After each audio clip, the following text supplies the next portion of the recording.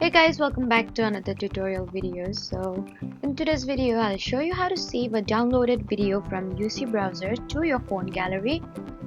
So first, open UC browser and then go to the browser's download section. Then find the video you've already downloaded and tap the file or open its available options. Now depending on your phone and UC browser's version, you may see options such as save, move, share or open with. And if there's a save or move option, choose your phone's video or media folder. After moving the file, open your gallery or photos app and give it a moment to refresh. If the video doesn't appear, restart the gallery app or your phone, and keep in mind that some downloaded files may use a format your gallery app doesn't support.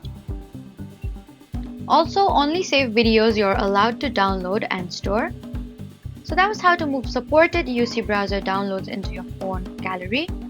Please do not forget to like, comment and subscribe for more helpful tutorials. Thank you for watching.